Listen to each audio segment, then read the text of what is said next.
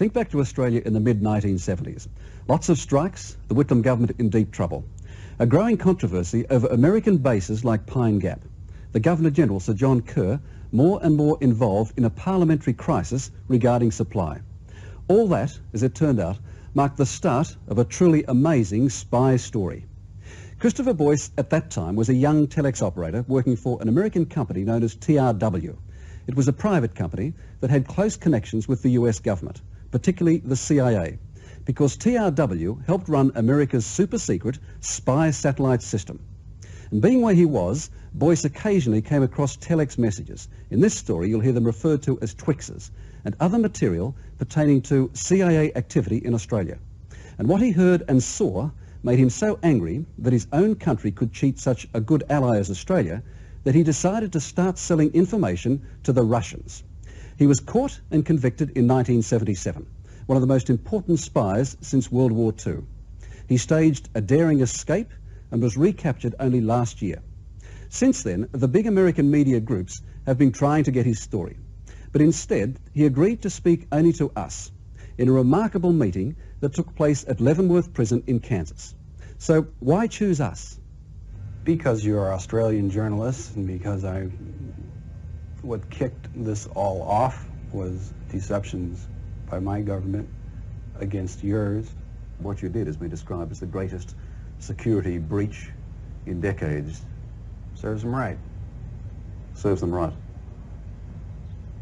It's my feeling on it. I have no regrets. What was going on in Australia, what the Twixes I saw concerning your labor unions,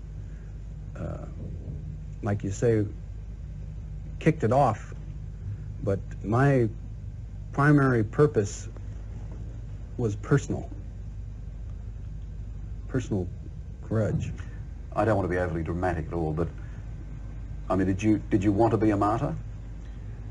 I thought it was a unique way to express myself. Only the Russians know exactly what secrets Christopher Boyce gave them. But the CIA calls what he did the most damaging act of espionage in decades. Boyce says that what finally turned him into a spy was America's deception of Australia. My government was deceiving an ally that had been an ally for 2 world wars, English-speaking parliamentary democracy. I thought it was indicative to what my country had sunk to. This is Leavenworth Federal Penitentiary in Kansas. It's a maximum security prison. And right now there are 1,030 men locked up inside here. All of them are regarded as highly dangerous. There are kidnappers, hijackers, mass murderers and others. And there's also Christopher Boyce, the former Catholic altar boy who thought that for a while he might become a priest, but instead ended up as a notorious Russian spy. All right, so we'll have to go ahead and take a look at the articles in here. It's almost as difficult getting into Leavenworth as it is getting out. Open it up? Yeah, that's fine. There's a film magazine. It's much the same. The rest is just film. What exactly are you looking for? Well, articles of contraband, your narcotics, weapons, drugs, anything of this nature. Boyce's new quarters in maximum security are a stark contrast to his family home in Palos Verdes in Southern California. His was a safe, affluent, comfortable childhood. The eldest of 9 children, with a strict Catholic mother and an FBI agent father, Boyce was the student athlete with an IQ of 140. But the all-American schoolboy grew up to be a traitor. Well, I have no problems with the label of traitor if you qualify what it's to, and I think that eventually the United States government is going to involve the world in the next World War, and being a traitor to that, I have absolutely no problems with that whatsoever. Had you ever been one of those my country right or wrong kids? Absolutely. I was brought up in a very conservative home, the right of Kubla Khan.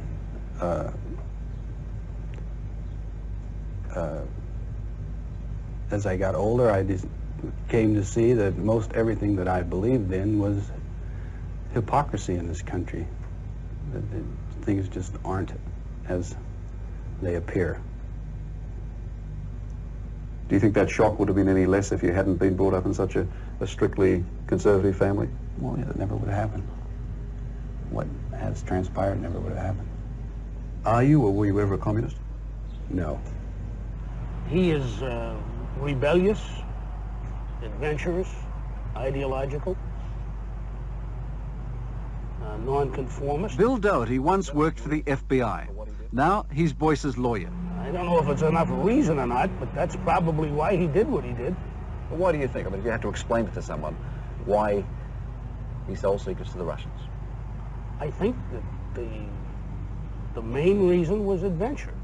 Then I think it was adventure in the crucible of the times, the Vietnam War, the disillusionment of American youth, being fed into slaughter time and time again for no reason. I think these are some of the reasons he did what he did. Christopher Boyce worked here in Southern California for 2 years. It may not look like it, but TRW is a top-secret installation.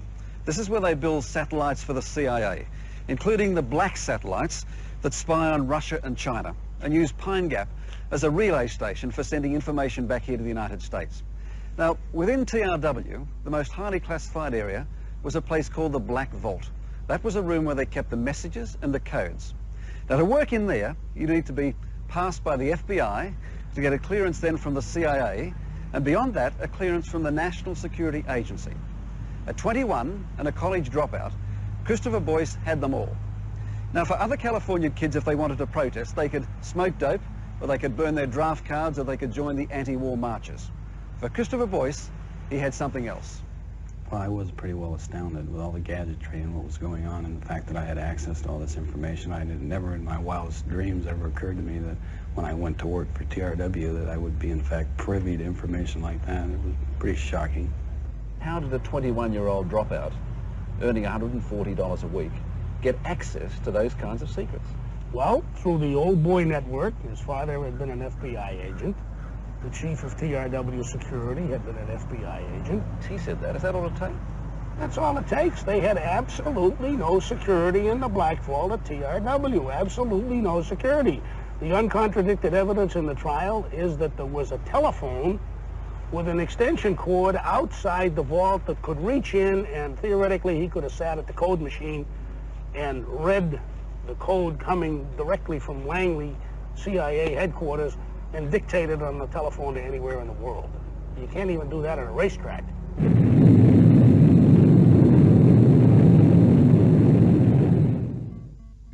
Boyce was a telex operator for a number of CIA projects, including the Rhyolite and Argus projects.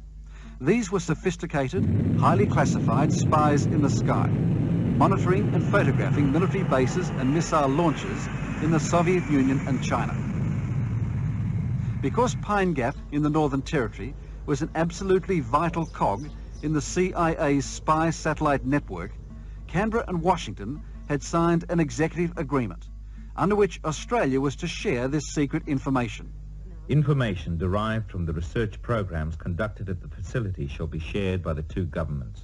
Boyce and his espionage accomplice, Andrew Dalton Lee, sold the Russians the codes and other secret details of both the Rhyolite and Argus projects. According to Boyce, that's much more than America's partner, Australia, ever got. When the Rhyolite project was first put in place, the executive agreement meant that all information was to be shared between the American government and the Australian government. And along came Mr. Whitlam. When I went to work for the project, the initial security briefing that I had, I was told that in fact we weren't going to live up to that agreement, and that we hadn't been, and that there was information that was being withheld, and also that the Argus project, which was the advanced Rhyolite project, was to be hidden from Australians. But you were told specifically that by your... By Rick Smith, the security project director. Was he CIA? Former. So you were told that the Americans would not live up to the agreement that they had. That with all Australia. information wouldn't be shared, no, and wasn't being shared. I mean, that's very important. I mean, it was no attempt to try and hide it. That was part of your briefing. Definitely, yeah. Were you aware, though, that those American bases in Australia had become a very hot political issue? Not to the extent that it was, but there was definitely conversations in the Black Vault and in the security area with members of TRW security about the problem of Mr. Whitlam. Well, they spoke openly about this, did they? Well, yes, Mr. Whitlam was not a popular figure at all, to say the least. Did they say why? Well, first of all, it's politics, socialistic, and the fact that inquiries were being made about the base. Mr. Whitlam was, by wanting to know what was going on there and by publicizing it, was compromising the integrity of the project. Compromising the integrity, was that? That's a familiar term that I heard quite a bit. Did you Mr. get Whitlam had no business sniffing around the Rhyolite project. To their view, he was on the wrong ball club. Even though the bases were in Australia? Well, yes, Mr. Whitlam's government was a threat. That's the way they described it? Yes.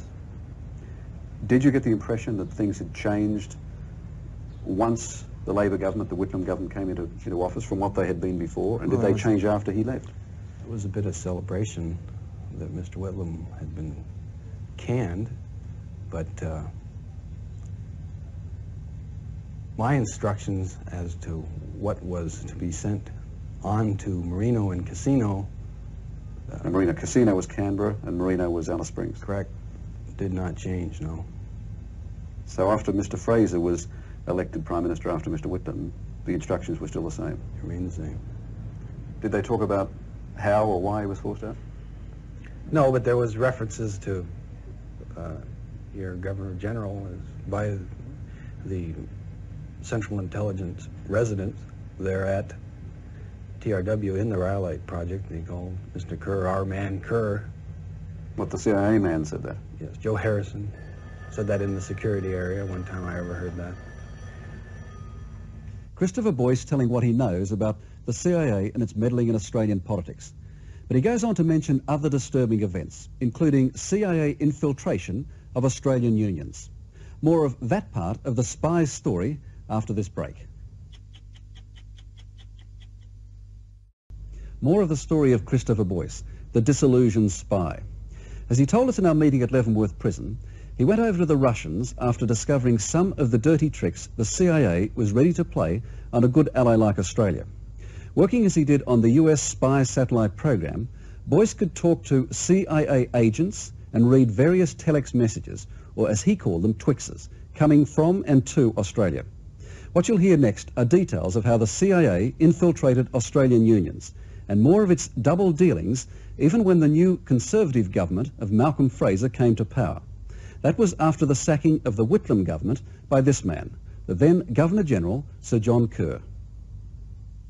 There was references to your Governor-General by the Central Intelligence residents there at TRW in the Rhyolite Project. They called Mr. Kerr our man Kerr. Just 2 days before a federal parliamentary debate was due on the American satellite bases, a CIA telex arrived in Canberra. It warned that Prime Minister Whitlam was in danger of blowing the lid off Pine Gap. The next day, the Whitlam Labor government was dismissed. The proclamation which you have just heard read by the Governor-General's official secretary was countersigned Malcolm Fraser, who will undoubtedly go down in Australian history from Remembrance Day 1975 as Kerr's Kerr. How long did this deception, to use your word, how long did that go on?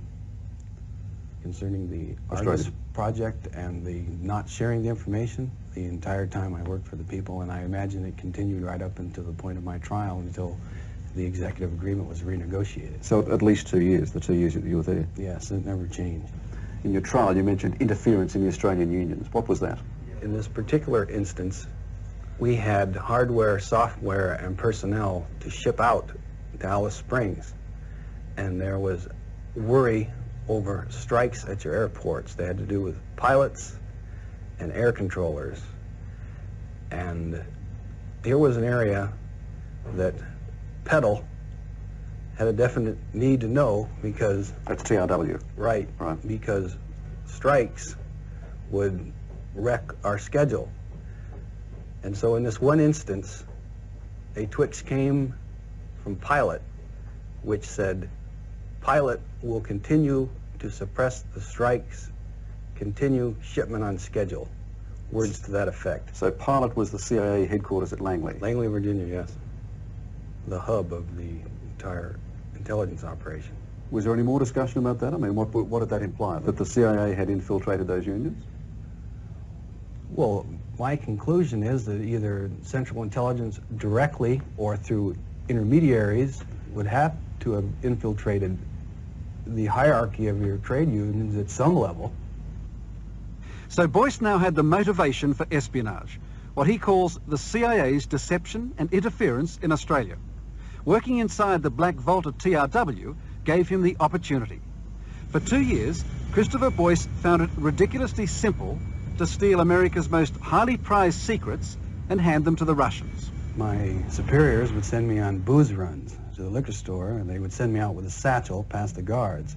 The guards knew what the satchel was for, never interfered with what was in it. That way I could take out whatever I wanted. Bringing it back in was a bit more of a trouble if I had to keep it overnight. So you take out the top secret information on the American satellite system under the pretext of going out to get some liquor? Many times, yeah. And how did you get it back? I had a roll of documents, hundreds and hundreds of them, that I had taken out in the satchel. I bought a pot that evening, put the documents in a plastic bag, set them in the pot, put dirt over the documents, took a plant that I had bought in a store, stuck that in the top of the dirt, and went into the guard and told him to go out to my car and bring in the potted plant and put it in the security area. So the guard brought back the documents? Yeah. Was there no Keystone trouble? Cops. Pardon? Keystone Cops. But was there no trouble in terms of getting that out? I mean, if you really determined to take out one of these top secret documents, you could do it? Yes. Time and time again? Mm-hmm. Take them out, photograph them? Or photograph them inside. I sometimes would just bring the Knox camera inside and do it in the Black Vault. But then no one had access there but myself and a limited amount of other people. Well, that Black Vault you speak of, I mean, there are stories there of booze parties, of sex parties. Marijuana growing in the plants inside the communications room. Pretty wild scene. I walked into it. The Black Vault was almost like the Project Bar. We used to make daiquiris in the document destruction blender. What, the CIA shredder? Yes. To make daiquiri drinks? Put it to some use. Now that's, again, that's the center. That's where the top information. They were doing it before I got there. It wasn't my idea, but made a hell of a daiquiri. Was there an excitement of being in espionage? Was there a thrill to that? 21 years old, it's quite a thrill, yes. It's high adventure.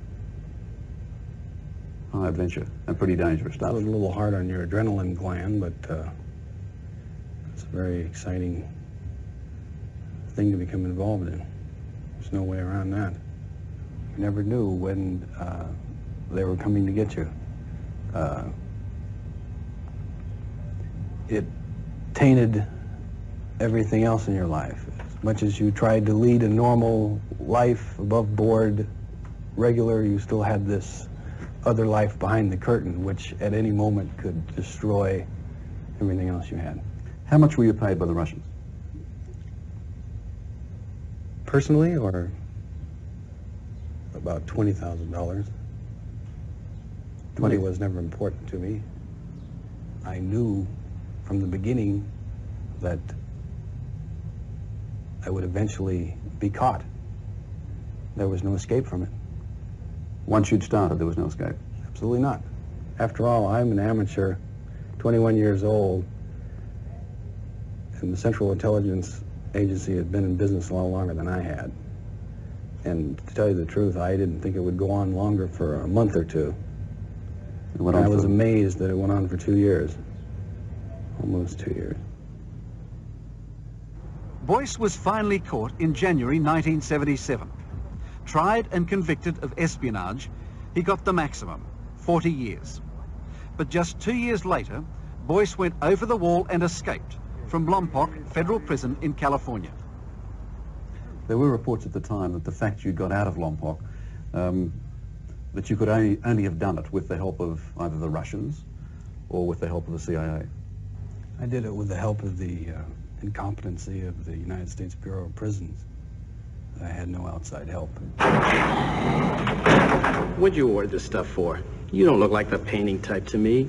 The Bureau of Prisons showed a movie, Escape from Alcatraz, and it's a true story. A man escapes from Alcatraz by making a papier-mâché dummy, putting it in his bed, and he's counted it, and then he leaves. I then went to the arts and crafts people at the prison and asked them for a papier-mâché class, which they then showed me how to make the dummy, really, and I did exactly what was in the movie. I just repeated it. Made the dummy, put it in the bed, and meanwhile I was out in a drain by the fence, at the fences, and the dummy was counted.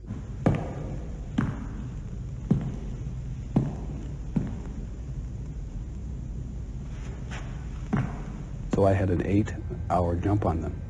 And then I went over the fence through the razor wire in front of a tower, but the guard in the tower wasn't on the ball.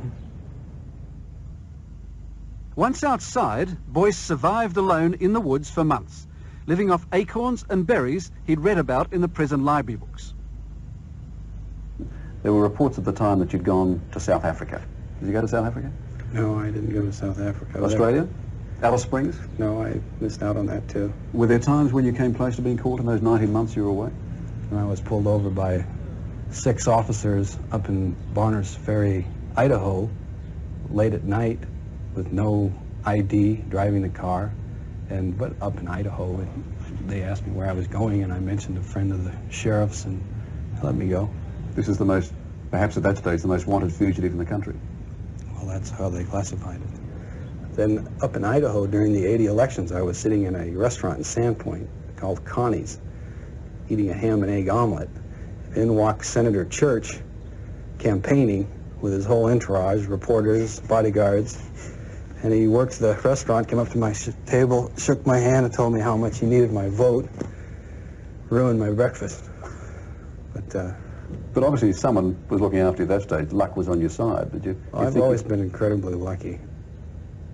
But you weren't when you were lucky to escape. I was lucky that it continued for 2 years as it had. Incredible luck. But your luck ran out. Luck always does. Now, you were close to escaping again, weren't you?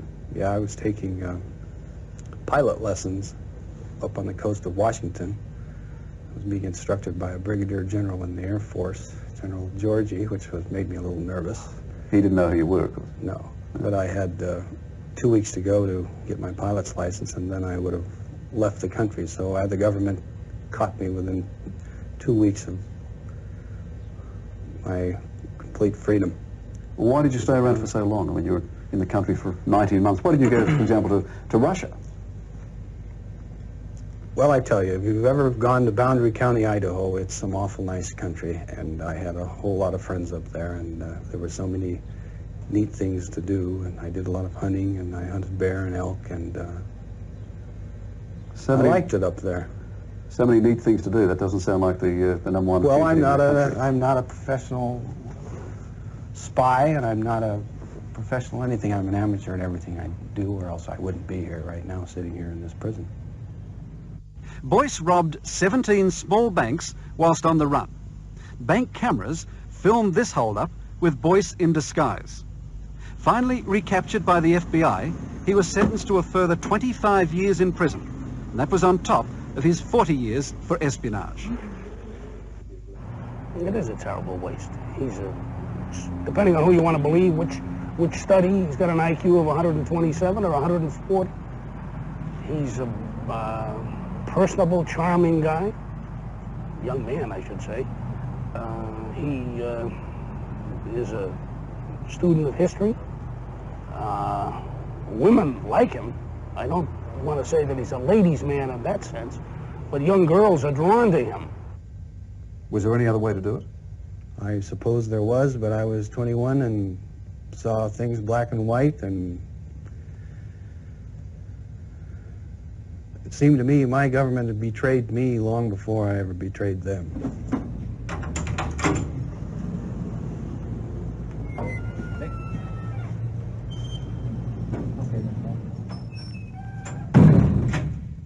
Prison warders are taking no chances this time around. Only 3 men have escaped from maximum security here at Leavenworth, and they don't intend Boyce to be number 4. Stand there a second.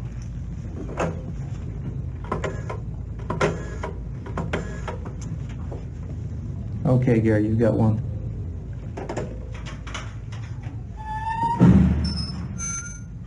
But if there's no hope of getting out, then Boyce says he'll have to consider suicide. It would be a viable option. If the front door was opened, would you walk out? Take off like a jackrabbit.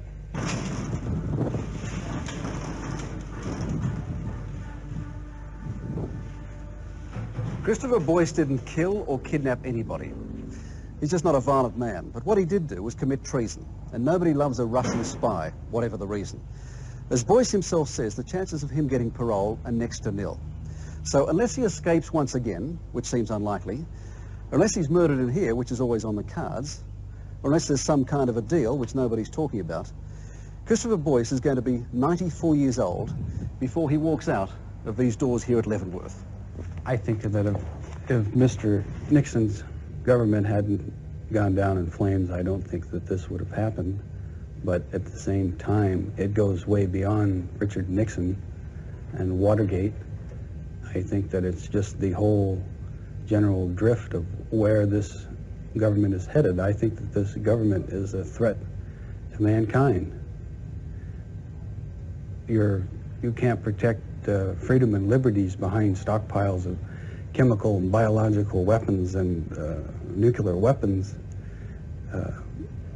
My government built atomic weapons, used them first, stockpiled them first, murdered our ICBMs first, which was a grotesque escalation, and now that the Russians have played catch-up for 20 years and finally achieved equality, the only policy to come out of the White House is build 17,000 more of the monsters, and to me that's madness.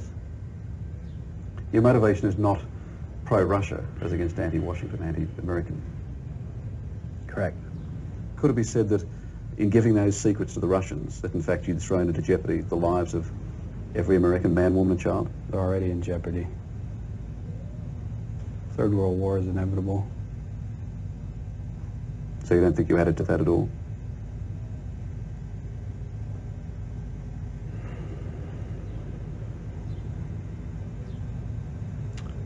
It's a hard one.